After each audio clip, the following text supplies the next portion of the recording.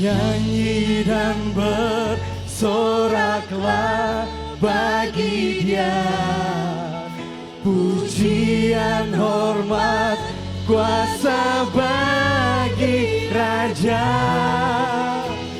Gunung tunduk, laut bergelora mendengar. Mari saudara kita deklarasikan ini untuk Tuhan. Kami bersuka Tuhan. Ku bersuka atas perbuatanmu, selamanya ku kasihi Engkau Tuhan. Tiada janji seperti yang ada padamu. Mari jemaat Tuhan sekali lagi kita serukan, nyanyi dan bersoraklah untuk Tuhan. Come on, yes God. Nyanyi dan bersoraklah bagi Dia, pujian dan hormat, kuasa bagi setiap gunung tunduk di dalam nama-Mu Tuhan. Laut bergelora mendengar nama-Mu. Kami bersuka,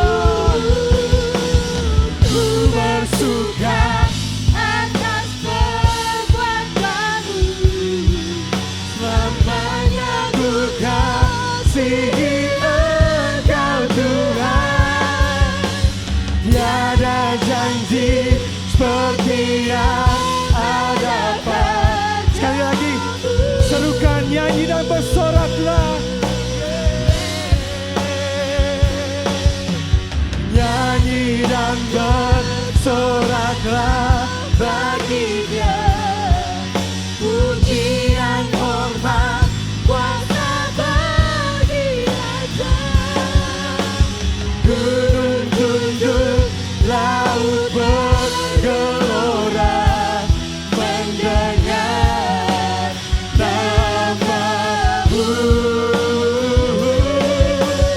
Ku bersuka atas perbuatan selamanya. Yes Lord, terima kasih. Tiada janji seperti yang ada pada. Tiada janji seperti yang ada pada. Tiada janji seperti yang ada padamu. Mari kita berikan tepuk tangan sorak-sorai untuk Tuhan kita. Haleluya. Saudara siapa puji Tuhan? Ada sukacita dalam rumah Tuhan, amin. Come on, kita puji Tuhan.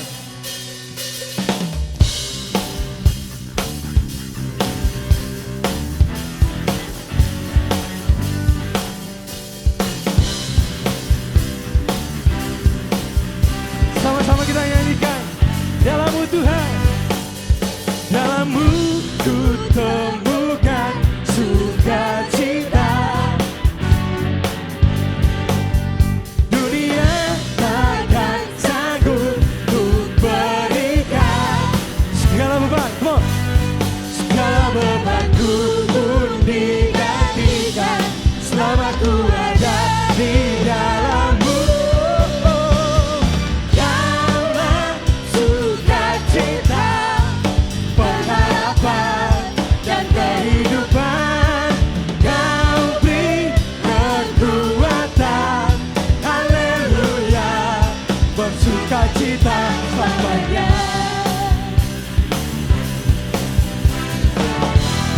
Katakan kau ada mendampingi setiap langkahku. Berikan kekuatan dengan Roh-Mu. Janji-Mu Tuhan, janji-Mu yang telah menuliskan, ku punya rencana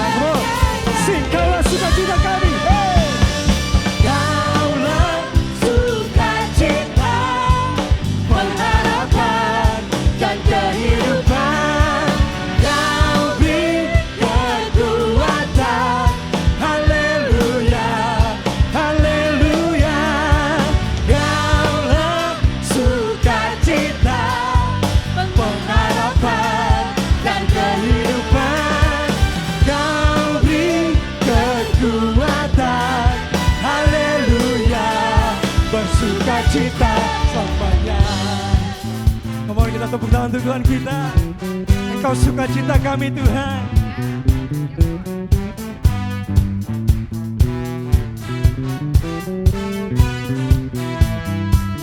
Come on, serukan. Hey! Oh, oh, oh. Oh, oh, oh, oh, oh, oh. Oh, oh, oh, oh, oh. Oh, oh, oh, oh, oh. Kaulah sukacita, pengharapan dan kehidupan. Kau beri kekuatan. Haleluya. One more. Haleluya. Hey. Kaulah sukacita, pengharapan dan kehidupan. Kau beri kekuatan. Haleluya. Bersukacita. Haleluya. Bersukacita. Haleluya. Bersukacita selamanya.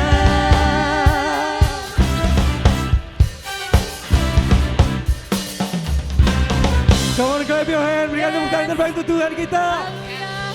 Amin. Engkau Raja Tuhan yang layak ditinggikan.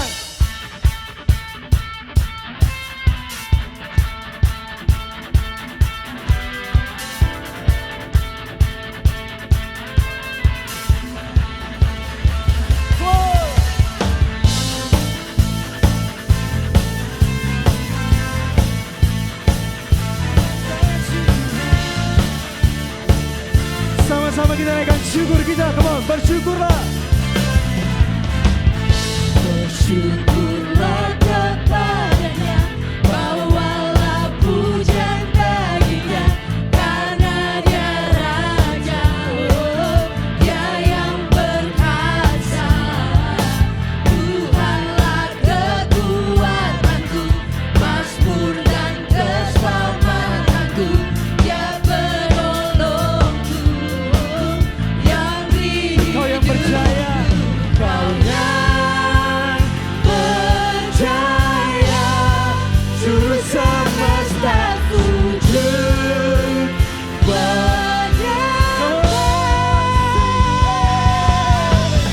agunglah kebangkitanku, mujizat telah terjadi, junjung kasih agungkanku, kekal teguran mulia, masyurlah perbuatanku, kau penyelamat kasihmu. Berkata Tuhan Rajaku.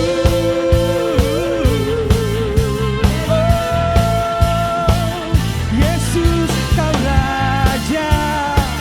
Sekali lagi saudara kita katakan, bersyukurlah kepada Tuhan. Bersyukurlah kepadanya, bawalah pujian Karena bagi kau Raja kami, Dia Raja, kau yang perkasa. Dia yang perkasa.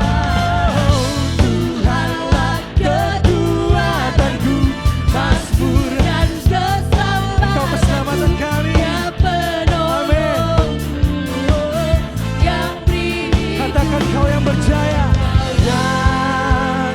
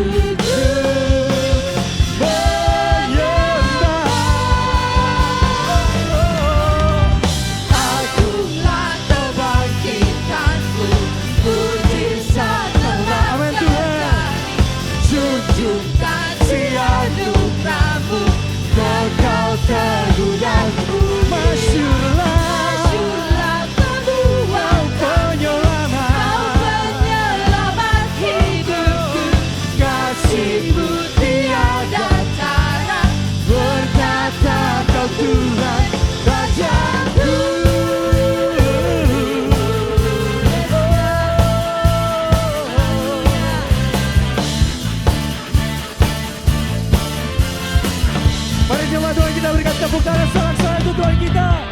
Yeay, haleluya. Haleluya. Terima kasih Tuhan. Engkau berjaya Tuhan, Engkau berkuasa, Engkau bertahta Tuhan di tengah-tengah umat-Mu di tempat ini. Kami berdoa pagi hari ini di dalam nama Yesus. Roh-Mu mengalir Tuhan, Roh-Mu bekerja, Roh-Mu menjamah menyentuh setiap hati kami. Yang sakit disembuhkan Tuhan, yang hilang pengharapan Tuhan mendapatkan pengharapan kembali dalam Engkau. Terima kasih Tuhan.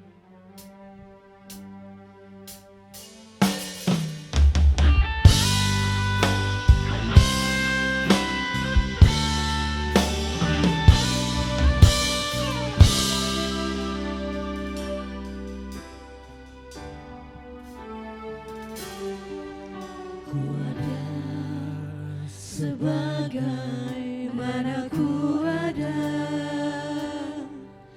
berdiri menghadap tatamu Bapa, semua karena anugerah-Mu yang telah selamatkanku.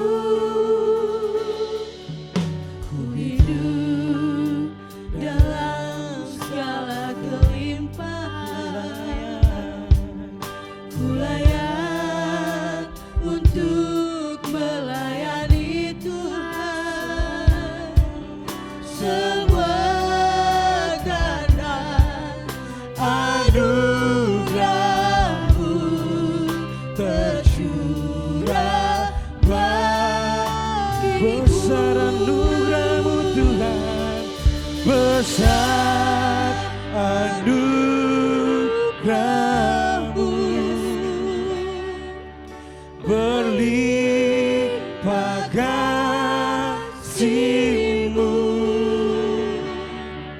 semakin hari semakin bertambah besar anugerah-Mu.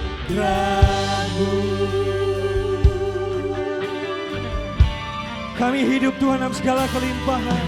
Hidup dalam segala kelimpahan. Ku layak untuk melayani Tuhan.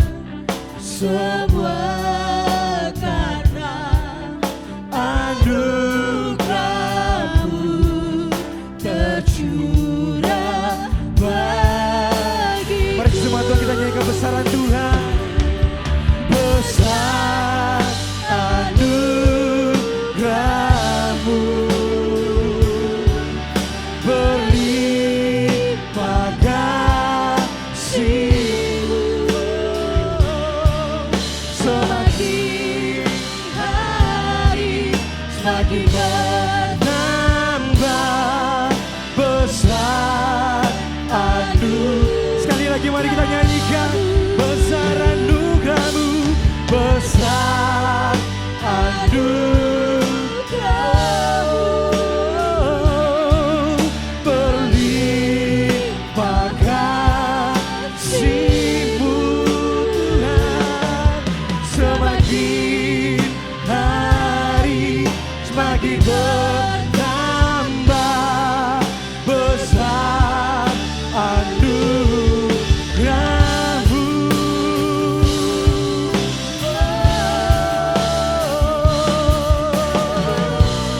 Besar anugerah-Mu Tuhan dalam hidup kami. Oh Yesus,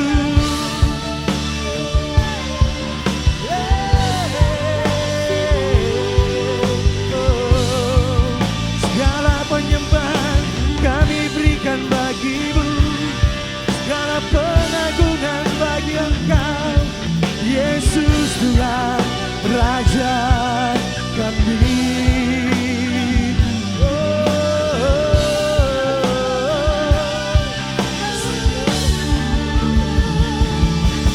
Besar anugerah-Mu.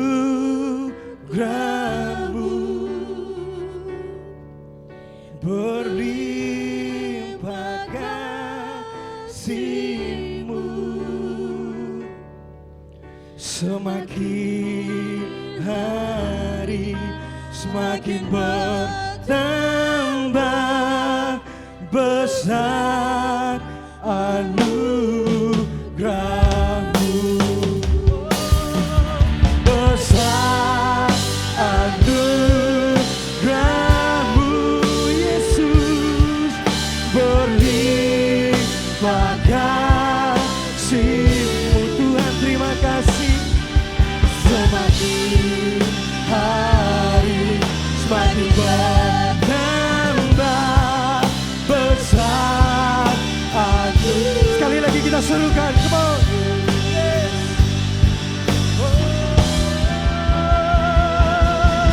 Besar anugerah, berlimpah kasih setia-Mu, berlimpah kasih Yesus Tuhan. Semakin hari semakin bertambah besar anugerah. Semakin hari semakin hari semakin bertambah besar anugerah. Sekali lagi, semakin hari semakin hari semakin bertambah besar anugerah-Mu.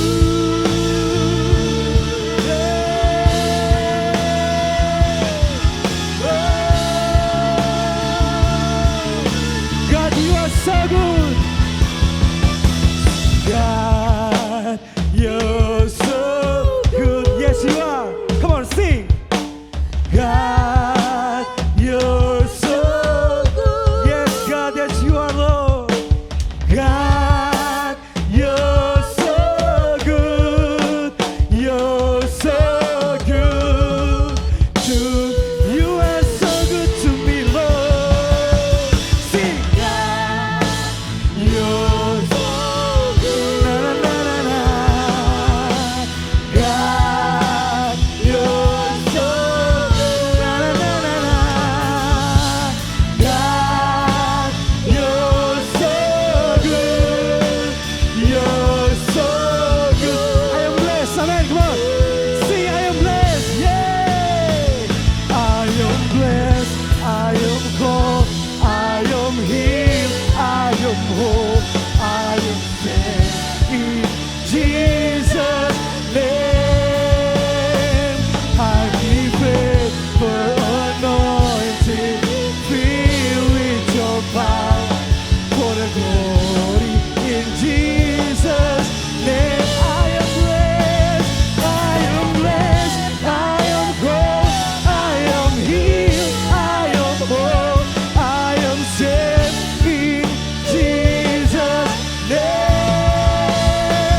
I declare for anointing, filled with your power, for the glory in Jesus' name.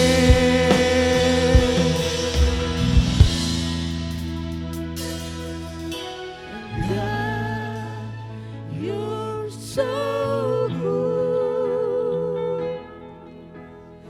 God, you're so good. You are so good to me, Lord. God, you're so yes, you are.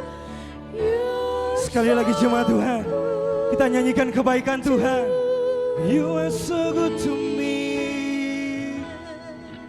And God, you're so good. God, you're so good. Mari saudara kita renungkan kebaikan Tuhan dalam hidup kita, amin. Betapa baiknya Tuhan, betapa baiknya Bapa yang mau menyelamatkan kita, yang mau menebus kita, amin. Sekali lagi serukan. God, you're so good. Yes, you are.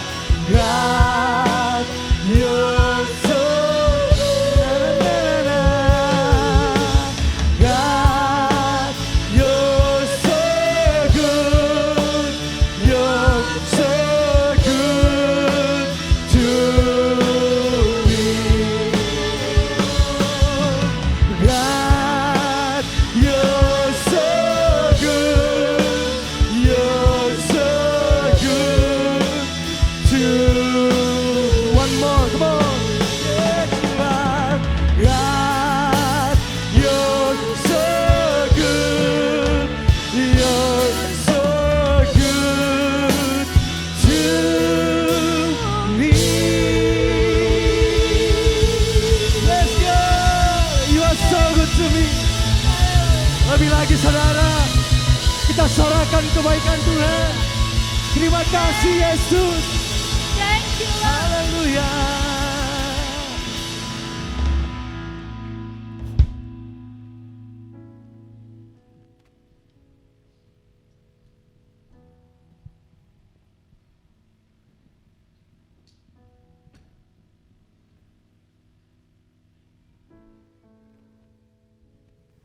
Amin Tuhan.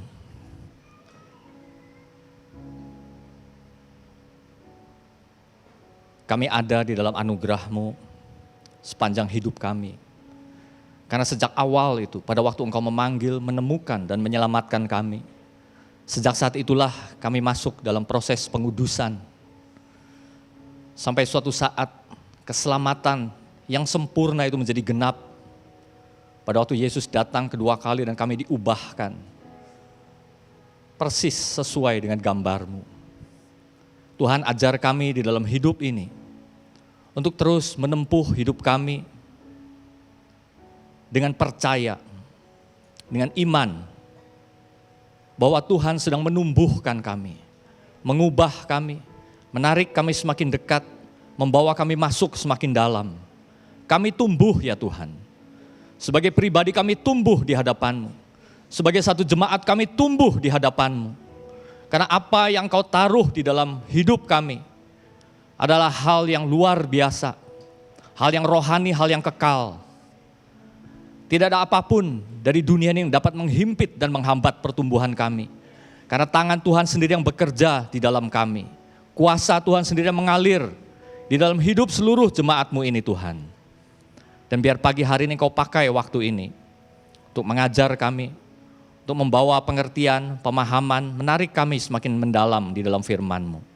Kami serahkan waktu ini hanya di dalam nama Tuhan Yesus. Amin. Amin. Silakan duduk. Selamat pagi Bapak Ibu Saudara.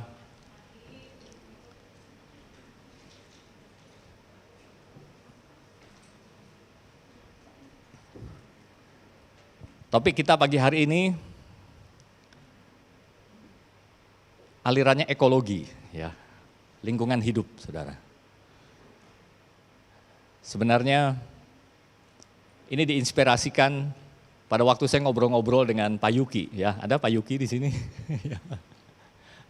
Pak Yuki ikut dalam, ya, salah satu rombongan delegasi dagang, ya, yang ikut serta partisipan gitu dalam event apanya saya kurang jelas, tapi yang jelas itu KTT G20 di Bali. Nah, rupanya di sana ada satu isu yang kuat sekali, dan saya kira ini bukan baru, ya, mungkin sudah 10-20 tahun, dan gereja harus punya sikap di sini. Pasti ada sebabnya bahwa isu ini muncul. Kita nggak bisa terlalu awam-awam amat di situ ya, karena kenyataannya Alkitab banyak bercerita mengenai hal itu. Nah, jadi kita harus dapat dasar fondasi Alkitabiahnya. Jadi mungkin bahasa agak rumitnya begini ya. Kita perlu satu kerangka yang utuh untuk memandang segala sesuatu, saudara.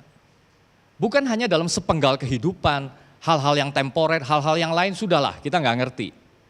Karena Alkitab sudah buka. Lain halnya kalau itu disimpan sebagai misteri. Kita mau gali gimana pun kita nggak akan dapat. Tapi kalau Tuhan tunjukkan dalam satu benang merah, satu keutuhan, nah kita nggak boleh tangkap sepotong-sepotong. Sehingga akhirnya kita pikir kok berlawanan. Ya nanti pelan-pelan, mungkin ini pembukaan yang membingungkan ya, mohon maaf. Coba kita permudah dulu. Bagi saudara yang sudah cukup lama tinggal di kota Bandung, ya boleh dimunculkan slide-nya, judulnya. Ya.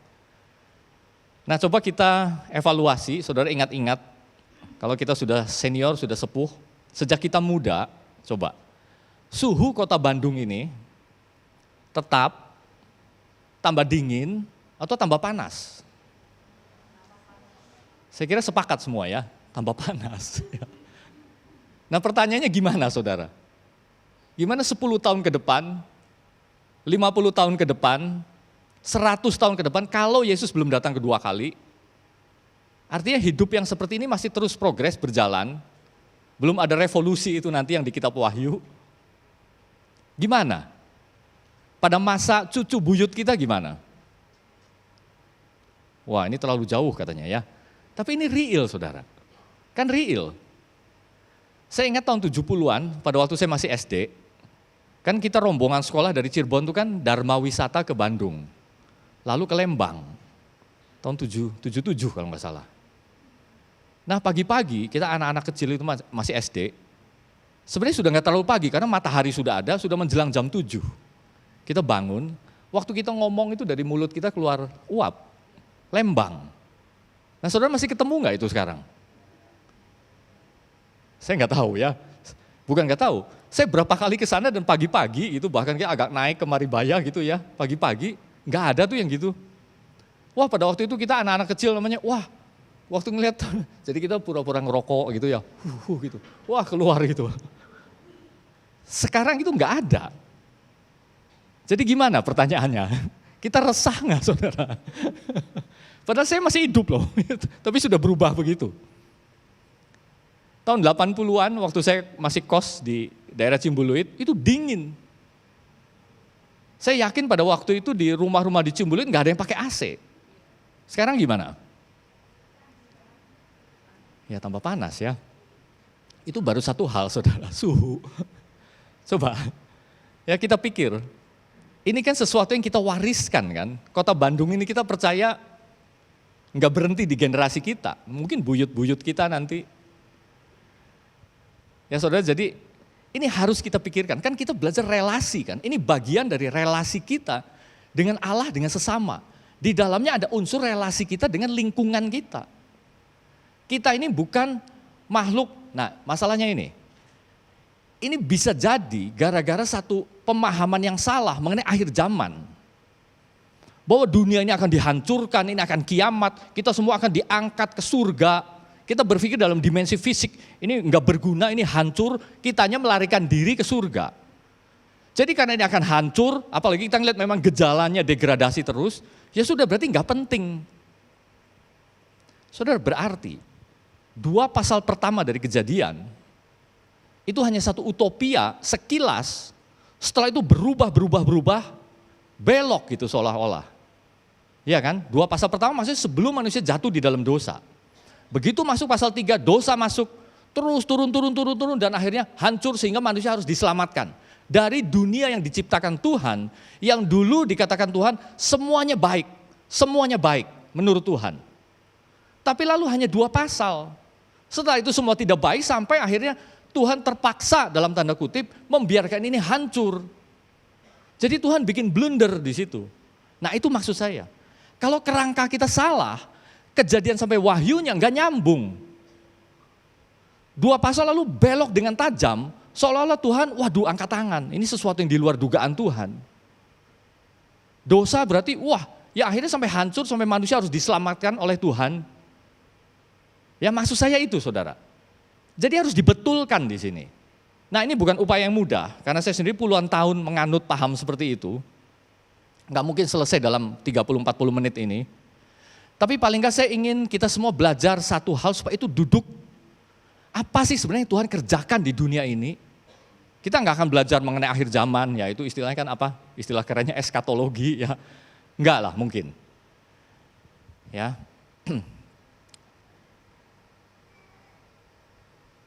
Jadi sebenarnya kita hanya akan membahas, ini urusan kita bukan. Karena kalau kita pikir kita akan melarikan diri dari dunia ini, berarti ini bukan urusan kita. Ya kita terus ada dalam tembok gereja yang nyaman, ya kita terlibat sekali-sekali aja. Ya mengunjungi keluar tembok, setelah itu cepat masuk lagi dan tunggu sampai kita naik. Bukan urusan kita. Nggak ada yang kita bisa lakukan. Ya, nah ini sikap yang salah. Baik, kita akan jawab satu pertanyaan dulu, slide 2. Pertanyaannya, apakah Tuhan peduli terhadap ciptaan? Kita tahu, ya sudah sering diulas, di Kejadian Tuhan menciptakan ini itu dengan sempurna, dengan harmoni, bahkan Tuhan memberi komentar semuanya baik. Kita tahu. Tapi setelah dunia jatuh di dalam dosa, pasal 3 dunia dosa masuk, apakah Tuhan masih peduli? Kepada manusia kita tahu, Tuhan peduli makanya dia mengirim Yesus Kristus. Tapi gimana dengan ciptaan? Dengan dunia, dengan bola bumi kita ini, dengan alam, dengan natur. Nah kadang-kadang dipisah, oh Tuhan nggak peduli, biarkan itu hancur. Nah biar ambil kesimpulan di awal, itu tidak benar saudara. Ya nanti kita akan belajar. Nah kita lihat Mazmur ini. Ini sebenarnya hanya potongan saja, karena kalau dibaca terlalu panjang, tapi mungkin kita akan singgung sedikit nanti. Ya saudara yang punya gadget boleh buka di Mazmur 104, nanti saya akan singgung sedikit-sedikit lompat-lompat. Tapi ini yang mau kita bahas, 2 ayat ini. Mazmur 104 ayat 14 sampai 15. Engkau yang menumbuhkan rumput bagi hewan dan tumbuh-tumbuhan untuk diusahakan manusia, yang mengeluarkan makanan dari dalam tanah, dan anggur yang menyukakan hati manusia, yang membuat muka berseri karena minyak, dan makanan yang menyegarkan hati manusia. Saudara kalau dilihat sekilas, ayat 14, ini bicara kebutuhan jasmani. Dan Tuhan di situ, karena engkau yang menumbuhkan rumput bagi hewan, tumbuh-tumbuhan untuk diusahakan manusia, agak berbeda di situ. Makanan, bicara makanan, sesuatu yang hakiki sekali mengenai jasmani. Lalu ayat 15 kalau dilihat sekilas, ini mengenai kebutuhan-kebutuhan batiniah. Bagaimana hati manusia itu perlu bersuka cita. Ya anggur, maksudnya bukan kita mabok-mabokan, bukan. Ya anggur dalam pengertian yang naturalnya. Buah, ini mewakili buah yang lain yang Tuhan tumbuhkan. Menyukakan hati manusia, membuat muka berseri karena minyak. Dan makanan yang menyegarkan hati manusia, kebutuhan batiniah. Hal-hal yang menimbulkan sukacita, menimbulkan damai sejahtera. Minggu lalu Pastor Diki membagikan mengenai uang. Ya, salah satu poinnya adalah itu juga hal yang membuat kita bersyukur. Sehingga kita nikmati dan kita bersyukur. Itu kebutuhan batiniah, di samping juga bermanfaat untuk kebutuhan-kebutuhan jasmaniah. Demikian pula dengan hal ini.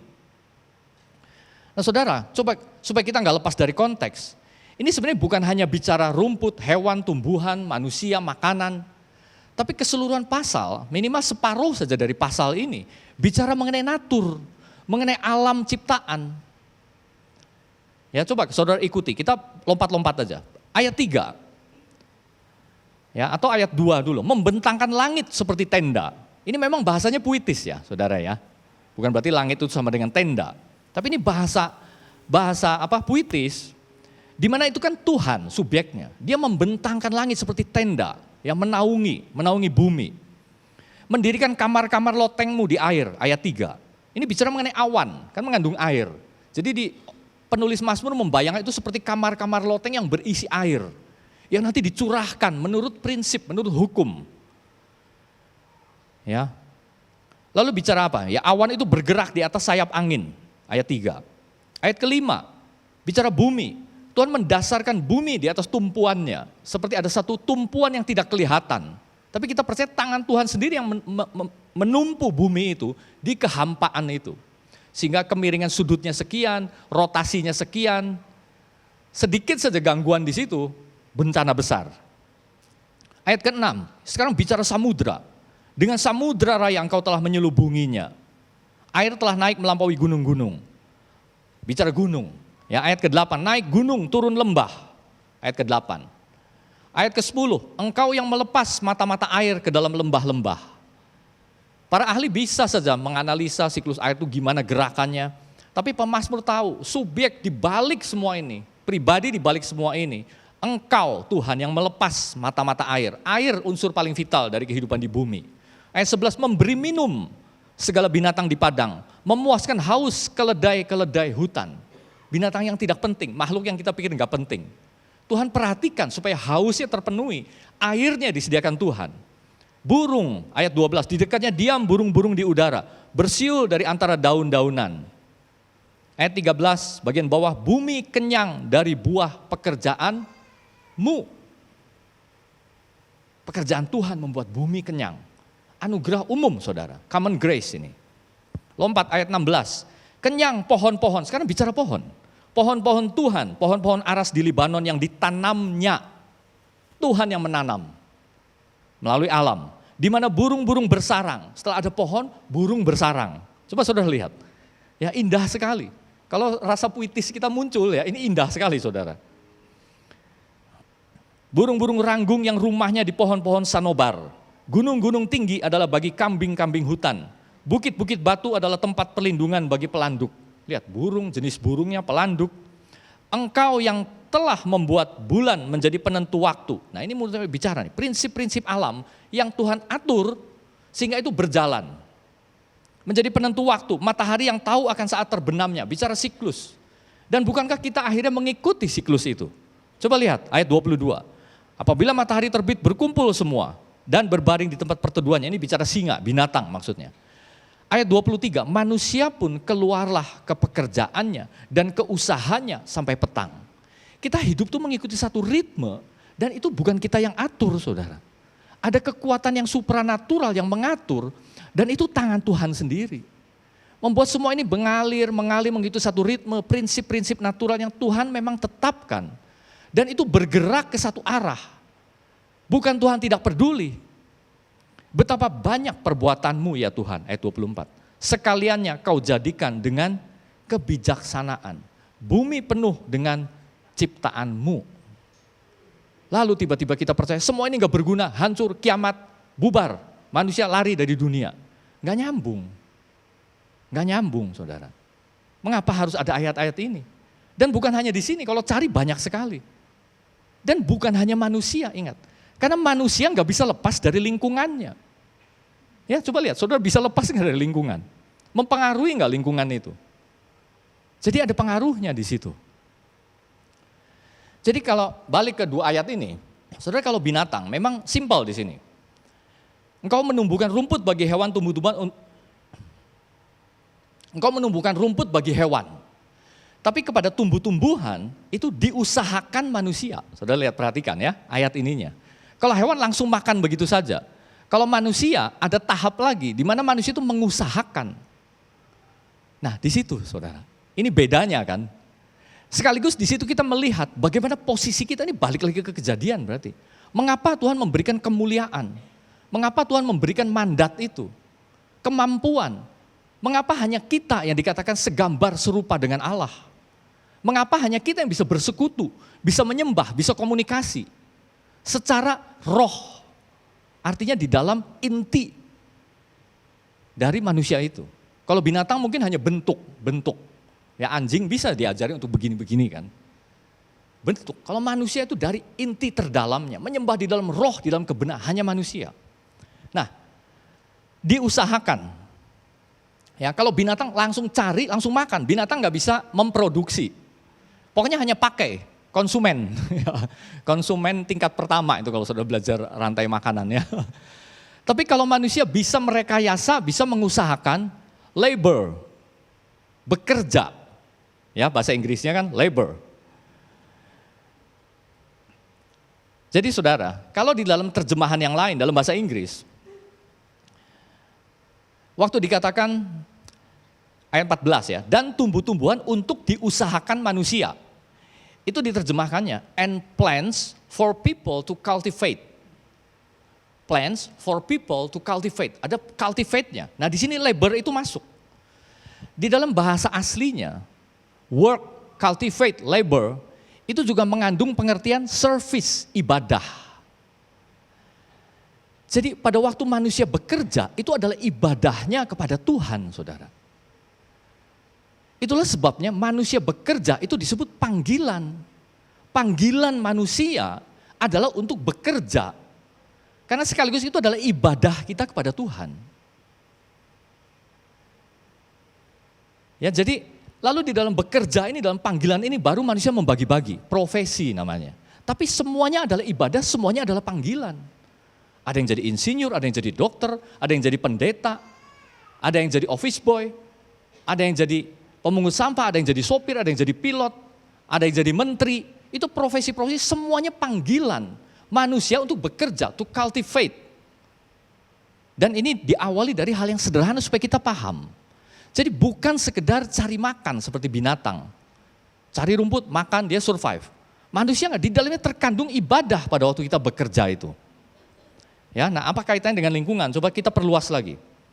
Pokoknya intinya di ayat 14, di kalimat yang tadi, bahwa sejak semula pekerjaan kita itu dirancang sebagai ibadah kepada Tuhan. Pekerjaan adalah panggilan. Jadi pihak luar yang memanggil, bukan kita yang menyetel tujuannya, bukan satu-satunya. Jadi bagi orang Kristen, itu bedanya. Kalau kita belum kenal Tuhan, dorongannya murni dari dalam. Karena saya ingin memenuhi kebutuhan, saya ingin menjamin masa depan, saya ingin menempuh gaya hidup yang seperti ini, saya ingin bisa ini. Panggilannya dari dalam. Tapi bagi orang percaya, walaupun bentuknya sama, kita bekerja, berangkat pagi, pulang sore misalkan, tapi motivasinya, sumbernya itu dari luar. Tuhan yang memanggil kita. Tuhan memperlihatkan ciptaannya, Tuhan memperlihatkan tujuannya, sekaligus Tuhan memperlihatkan sebabnya, mengapa saya menebus kamu. Mengapa saya harus menyatakan diri sehingga kamu mengenal saya. Mengapa hidupmu harus berubah. Tujuannya yang berubah. Sesuatu yang dari luar, yang kita respon.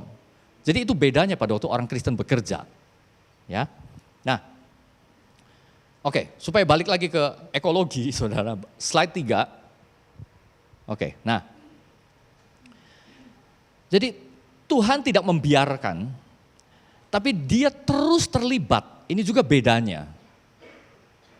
Banyak orang salah bahwa setelah Tuhan ciptakan kasih hukum-hukum alam, biarkan itu berjalan dan semuanya berjalan. Tuhannya seperti mengambil jarak. Ya, seperti orang menciptakan jam, sudah ada detiknya, sudah ada sumber energinya, sudah berdetik sendiri ngikutin prinsip-prinsip yang sudah disetel. Pembuatnya nggak ikut-ikut lagi.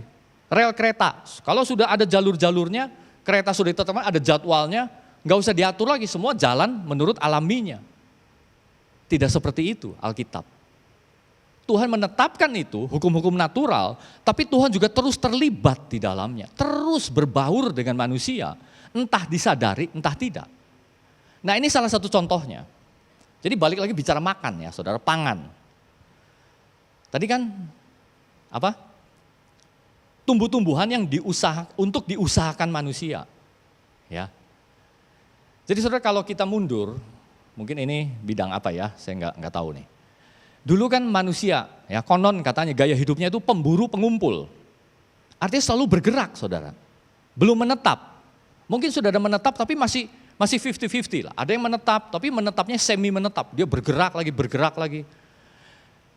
Kalau dia pemburu dan pengumpul, memang dia memburunya jelas binatang, sumber kalorinya, termasuk juga mengumpulkan biji-bijian atau tanaman. Misalkan binatang aja, ini orang kan sekumpulan, bergerak terus. Jadi mereka dapat makanan hanya untuk hidup sekian hari. Setelah itu harus cari lagi, untuk hidup sekian hari lagi. Hidupnya murni dari makanan, seolah-olah saya bekerja hanya untuk makan. Akibatnya apa? Statis itu maksudnya nggak berkembang kumpulan manusia ini. Bergerak terus begitu nggak berkembang. Nah, bagaimana kumpulan manusia bisa berkembang? Sehingga kita tahu itu namanya peradaban. Makin maju gitu loh. Makin seperti manusia maju, membentuk struktur, ada pemimpin, ada kota, ada ilmu pengetahuan, ada budaya, dikembangkan. Manusia perlu menetap. Ini searah dengan sejarah yang Tuhan sudah tentukan. Jadi di daerah ini namanya daerah karena bentuknya bulan sabit. Ya, saudara lihat yang hijau ini, ya itu kan kurang lebih tanah Palestina termasuk saudara. Ya, Israel itu termasuk. Seperti bulan sabit, disebut daerah bulan sabit subur, Fertile Crescent ya. Daerah bulan sabit subur. Kalau orang belajar mengenai awal mula manusia menumbuhkan pangan, ya saudara ini lari sedikit jauh, tapi ini penting supaya kita memahami. Ya, mudah-mudahan informasi ini cukup menarik.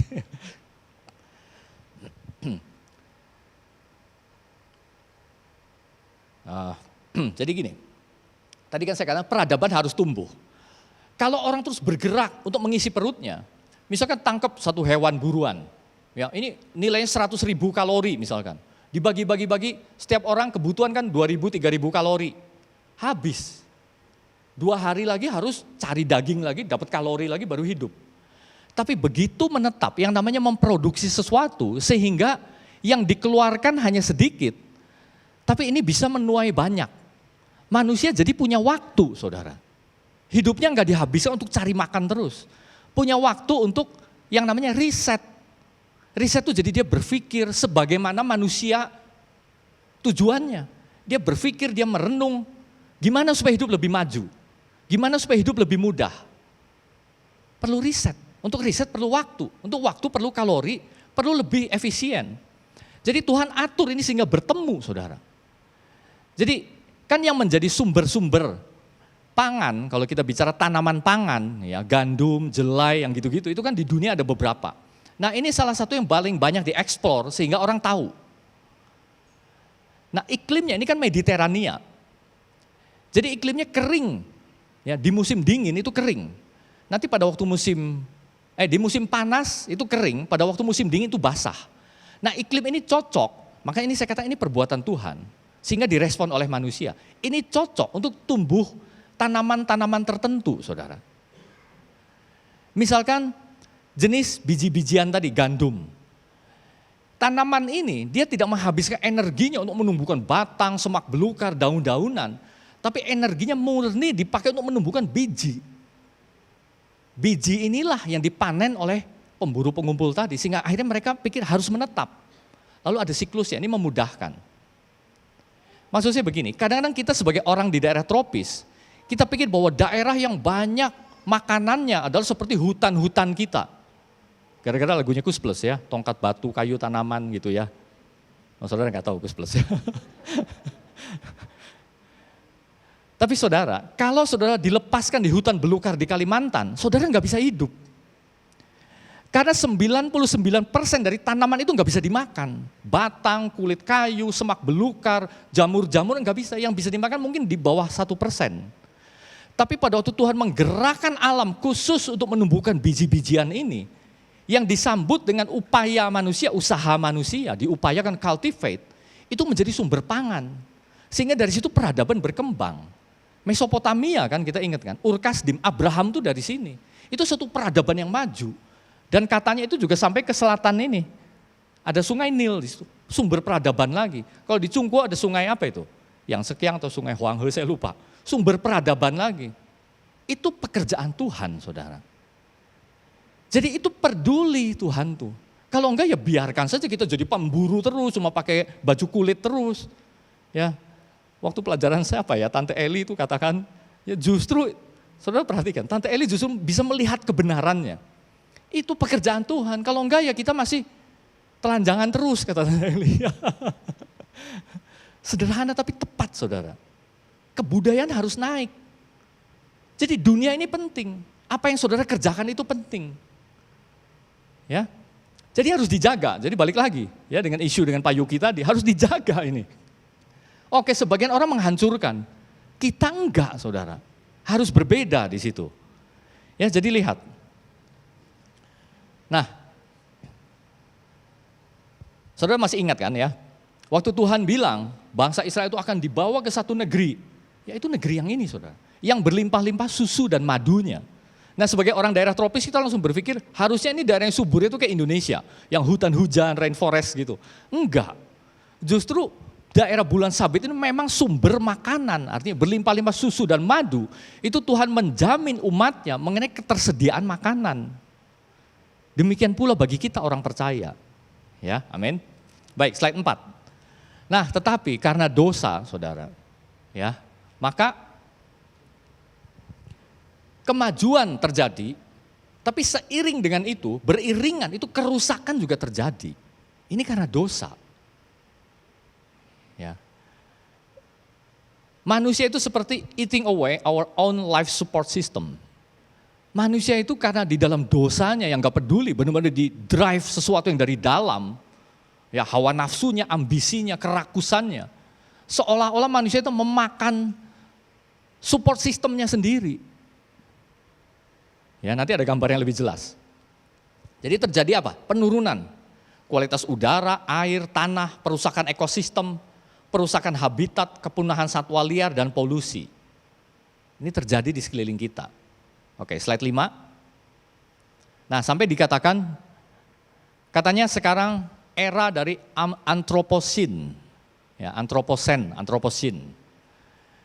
Ini artinya jadi orang kan suka membagi-bagi periode, ya periode apa. Nah katanya mereka berandai suatu saat nanti, ya generasi mungkin ratusan tahun mendatang, mulai melakukan arkeologi lagi gitu, gali-gali.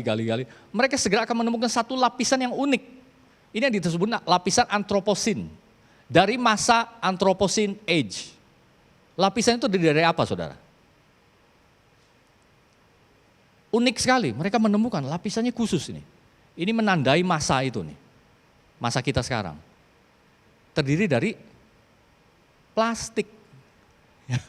Nah, saudara boleh menangkap ya, plastik saudara. Ya ini sedikit satire, mungkin ada benarnya.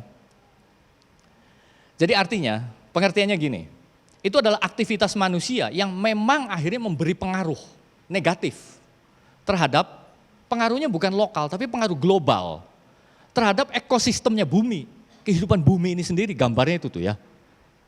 Mulai digerogoti sendiri. Jadi life support systemnya digerogoti sendiri. Dan gak sadar. Bisa jadi orang yang di luar Tuhan sudah gak terlalu peduli. Ya, tapi ada anugerah umum yang membuat orang-orang itu, pemimpin kepala negara di G20 itu sadar semua. Sehingga isunya selalu didorong ke sana. Mau dagang, ikuti ini, sustainability. Ya, saudara bisa ngobrol dengan Pak Yuki nanti lebih jelas. Atau banyak mungkin ya pengusaha di sini yang lain. Isu ini gak bisa diabaikan. Nah, kita harus tahu apa kata Alkitab. Itu tujuan saya sebenarnya. Jadi, oke, langsung aja masuk contoh-contoh ya. Saudara bisa lihat slide 6. Nah, ini sedikit horor ya sebenarnya ya. Tapi ini kan ada di sekeliling kita kan. Kita nggak perlu lari ke kutub utara, oh iya es memang mencair katanya. Oh permukaan laut memang naik. Nggak perlu. Kita lihat sekeliling kita aja sudah begini saudara. Ini kan, saudara itu orang naik perahu loh. Naik perahu artinya di mana? Di sungai. Tapi sungainya seperti apa? Seperti itu. Ya saudara bisa lihat itu. Ya, saudara kalau lihat ini anak-anak kecil seneng, ya lihat banjir seneng, lihat TV-nya ada di depan. Buat kita nggak seneng, saudara. Rumah kita kebanjiran gimana? Ya itu Bandung Selatan, ya sungai apa tiap kali meluap, tiap kali banjir. Beberapa orang tua dari Setara, kita tahu penderitaan mereka. Ya. Nah, slide 7. Pertanyaan kedua, kalau tadi Tuhan peduli, Tuhan care, Tuhan gak membiarkan ini hancur, bukan kiamat yang seperti itu yang dituliskan dalam Wahyu. Di dalam 2 Petrus 3 ayat 10, bukan, pengertiannya bukan seperti itu. Lalu, apa tanggung jawab manusia? Ya. Nah, Mazmur 8, ayat 4-7, jika aku melihat langitmu, buatan jarimu, bulan dan bintang-bintang yang kau tempatkan, apakah manusia sehingga engkau mengingatnya? Apakah anak manusia sehingga engkau mengindahkannya? Namun engkau telah membuatnya hampir sama seperti Allah dan telah memahkotainya dengan kemuliaan dan hormat. Engkau membuat dia berkuasa atas buatan tanganmu, segala-galanya telah kau letakkan di bawah kakinya. Engkau membuatnya hampir sama seperti Allah. Ini penjelasan yang lebih rinci dari kitab Kejadian awal-awal itu. Bahwa kita diciptakan menurut gambar Allah. Bahwa hanya manusia kepadanya Tuhan bersekutu di Taman Eden itu. Tuhan mengkhususkan satu tempat di Eden, dari seluruh bumi Tuhan memilih Eden. Ditempatkan, diberi taman untuk diusahakan. Bekerja di situ manusia sebelum jatuh ke dalam dosa pun. Berjalan-jalan di taman, bisa bersekutu. Tuhan memberikan mandat ini kan sejak awal itu saudara. Kalau kita lalu berhenti dan buang itu, lalu kemana mandatnya? Buat apa Yesus datang menebus kita? Salah satu demi mandat itu dikembalikan. Supaya manusia itu hidupnya benar lagi. Diluruskan lagi, terima lagi mandatnya. Pahami bahwa ini bukan hanya urusan saya dengan Yesus pergi ke surga. Ini juga urusan bahwa dulu Adam dan Hawa itu adalah penerima mandat atas seluruh ciptaan. Dibuat hampir sama seperti Allah. Tingginya itu sedemikian. Kalau hanya untuk satu aspek saja itu baru separoh. Aspek pribadi antara saya dengan Yesus. Aspek yang separohnya, setelah saya Yesus, ciptaan saudara, dikembalikan. Membedakan kita, mengangkat kita lebih daripada yang lain. Jadi caranya manusia harus mengelola, mengusahakan dan mengembangkan. Tiga-tiganya terjadi. Manusia memang mengelola, manusia mengusahakan dan manusia mengembangkan. Sehingga saya katakan tadi peradaban bergerak kan. Lihat kita lebih maju jelas. Ke depan mungkin masih bisa lebih maju lagi. Tapi beriringan dengan itu dosa masuk. Penebusan juga ada di dimensi itu saudara, ada di area itu. Bukan hanya rohaniah, murni antara kita dengan Yesus, dengan Tuhan, tapi aspek ini jangan lupa. Jadi di sini masuk bagaimana kita memahami lingkungan sekitar kita. Ya, amin. Jadi di bawah kaki kita, Tuhan sudah berikan itu. Nah, jadi hal-hal praktis, slide terakhir. Ya. Nah, ini muncul lagi ya, sustainability, saudara. Jadi artinya, sustainable kan ya, kata bendanya ya. Ini kemampuan untuk hidup dan berkembang tanpa menghabiskan sumber daya alam untuk masa depan. Untuk cucu-cucu, buyut-buyut, cicit kita nanti. Kita harus selalu optimis, saudara. Kalau kita pikir pesimis, sudahlah mau kiamat, kita lari. Kita nggak peduli lagi kan. Anak cucu kita gimana, bahkan masa depan kita gimana. Nah kan sempat ada itu dalam sejarah gereja. Sehingga orang semuanya masuk ke lubang-lubang, sudah nggak peduli. Masuk ke biara-biara. Nggak peduli lagi, walaupun dari situ Tuhan memunculkan hal yang baik. Ya. Tapi kita pikir ini untuk masa depan. Kita masih percaya selama Yesus belum datang, kita harus terus mengusahakan, terus bekerja. Penebusan itu terus. Segala sesuatu sedang progres. Jadi kan ada 3 hal.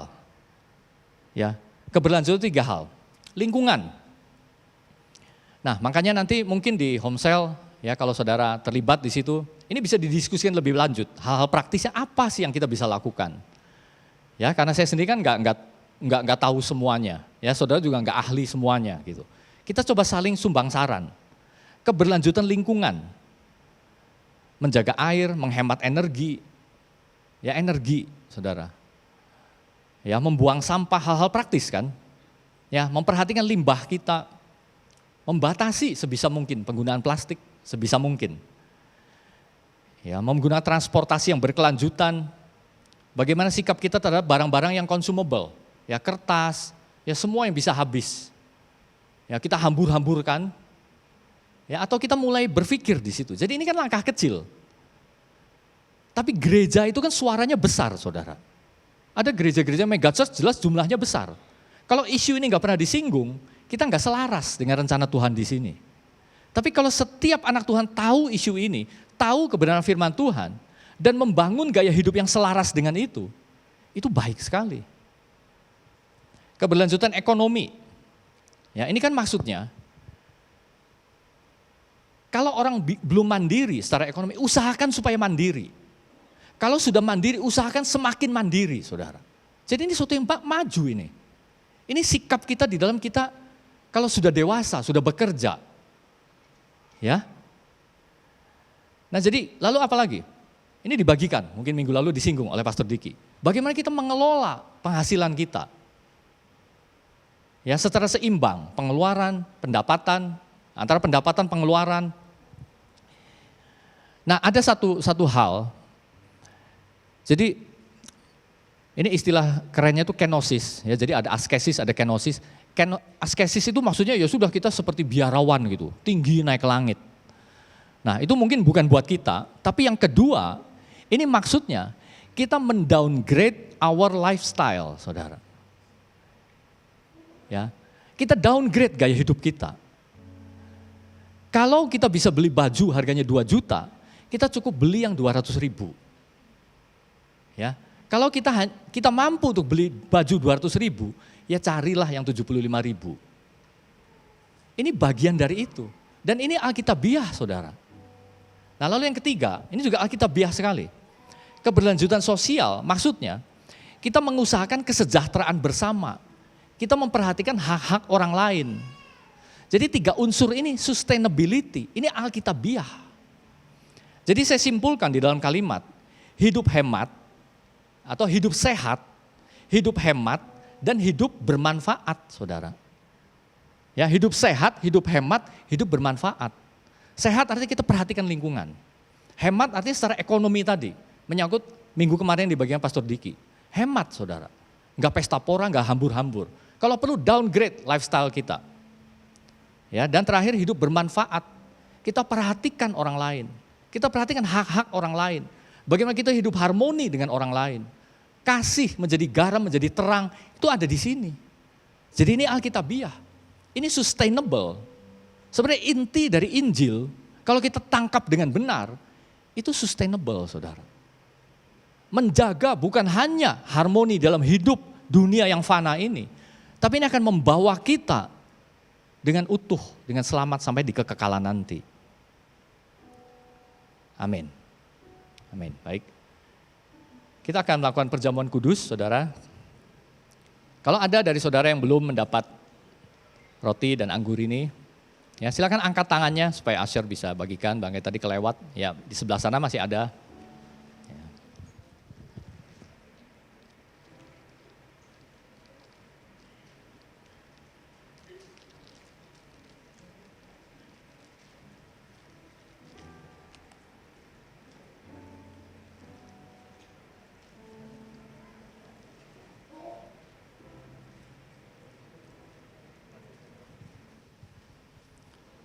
Nah, saudara, saya akan bagikan sedikit, ya sambil saudara siap-siap ya, boleh dibuka dan lain sebagainya. Saudara, pada waktu tradisi pertama kali Yesus ajarkan, ini kan memecah roti, ya, dan meminum anggur. Nah, roti ini kan dibuat dari gandum, saudara. Anggur minuman ini mungkin sudah difermentasi, tapi sumbernya kan dari buah anggur itu. Saudara, saya akan beri makna lebih lanjut mengenai perjamuan kudus ini. Ini pada waktu kita angkat kan kita seperti, pertama memang berarti kita memperingati karya Kristus pada waktu dia mati, memberikan dagingnya, memberikan darahnya bagi kita, menebus kita. Tapi pada waktu kita merespon dan kita angkat itu, ini kita seperti angkat karya Tuhan ini menjadi respon kita di hadapan dia, bahwa kita tahu. Nah saudara, roti ini kan gandum, ya jelai yang tumbuh dari tanah itu. Ini natural. Sesuatu yang natural, Tuhan berikan sebagai kasih karunia. Tapi pada waktu gandum itu kita olah, ada pekerjaan manusia di situ. Itu cultural, itu budaya, itu peradaban kita. Kita angkat di hadapan Tuhan. Bahwa Tuhan, kami berkarya, kami bekerja di dunia ini. Kami meningkatkan peradaban, kami mengerjakan budaya kami. Kami berbuat baik, lakukan profesi pekerjaan kami. Ini kami angkat di hadapanmu. Engkau memberikan kami karunia yang natural. Sekarang kami olah ini menjadi cultural dan kami persembahkan di hadapanmu.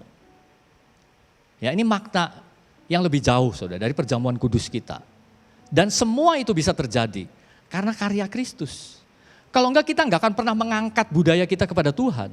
Semuanya demi kita sendiri, habiskan demi kita sendiri. Tapi karena pengertian ini dari Yesus, demikian pula dengan anggur. Natural, itu tumbuh dari tanah, kita hanya bisa lakukan usaha-usaha sekundernya, menyiraminya, memupukinya. Tapi yang menumbuhkan itu, fotosintesanya segala macam, natural saudara.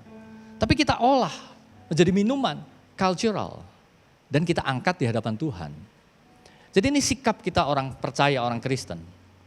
Kita aktif di dalam budaya kita kan, bekerja gitu maksudnya. Menekuni profesi kita, angkat itu bagi Tuhan. Amin. Mari kita bangkit berdiri, saudara. Kita angkat roti ini di hadapan Tuhan dengan penuh syukur. Bahwa karena darah Yesus itulah, maka terbuka akses itu.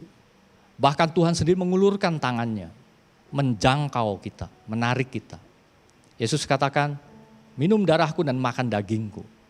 Biarlah pada waktu kita makan roti ini, kita mengingat kembali kematian Kristus, bagaimana tubuhnya itu dipecah-pecahkan, diberikan bagi kita. Dan mengangkat segala hidup kita sebagai respon kepada Tuhan. Mari kita makan roti ini.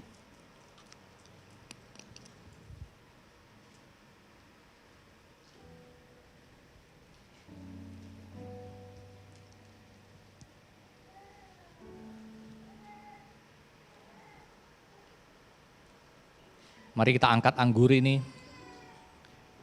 Kita mengingat bahwa pada waktu darah Yesus itu dicurahkan, dimulai dari bagaimana dia didera dengan cambuk sehingga punggungnya penuh dengan darah. Mungkin sebelumnya dimahkotai dengan duri, darahnya menetes. Dan akhirnya di atas kayu salib itu lambungnya tertikam, darahnya mengalir, dicurahkan bagi kita. Ini adalah darah perjanjian. Satu janji yang sudah Tuhan bukakan sejak perjanjian lama, sejak pertama Tuhan menyatakan diri kepada manusia. Perjanjian itu digenapi di dalam Kristus.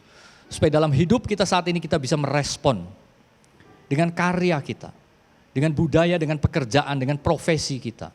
Mengangkatnya bagi kemuliaan nama Tuhan. Mari kita minum anggur ini.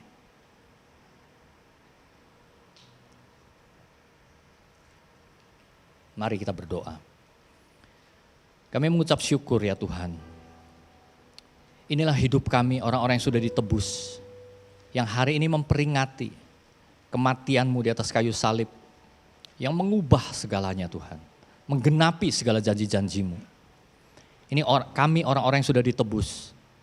Tuhan berkaryalah terus dalam hidup kami ini. Engkau menaruh kami di dunia ini. Dan Yesus belum datang kedua kali. Masih ada waktu yang Tuhan berikan. Biarlah kami terus bekerja, berkarya di dalam Kristus. Demi namanya, demi kemuliaan nama Tuhan. Supaya kami tahu untuk apa kami bekerja. Untuk apa kami bangun pagi. Untuk apa kami melakukan ini dan itu. Semuanya bagi kemuliaan nama-Mu. Karena pemeliharaan datang dari Tuhan. Kasih karunia itu datang dari Tuhan. Kami mengucap syukur untuk setiap jemaat-Mu di tempat ini Tuhan. Hanya di dalam nama Tuhan Yesus. Amin.